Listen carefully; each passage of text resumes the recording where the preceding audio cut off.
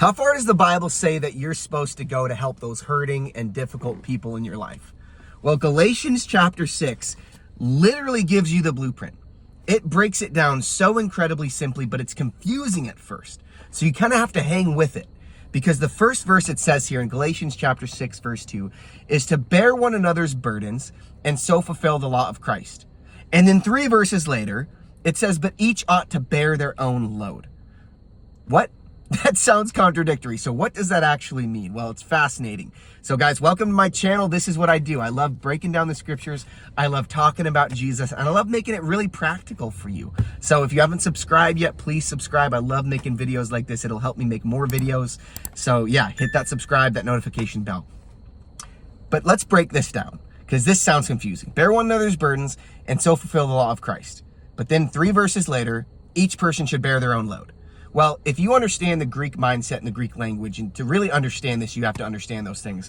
You understand that that word, bear one another's burdens, someone's burden, and so fulfill the law of Christ.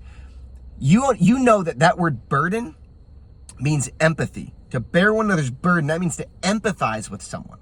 And it says that when we do that, we fulfill the law of Christ.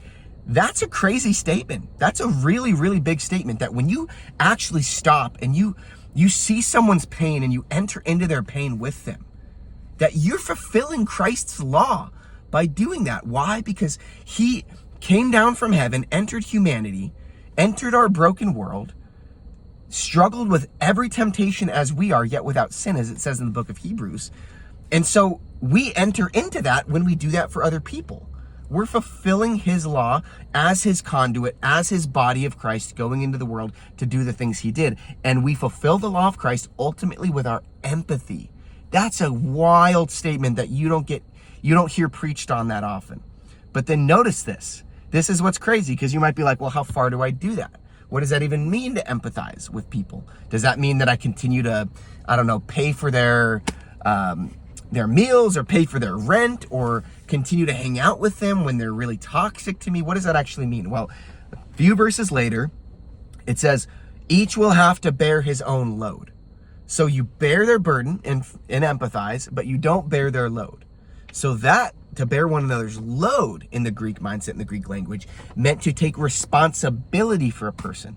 You're saying their actions, their thinking, the words coming out of their mouth, I'm ultimately responsible for them.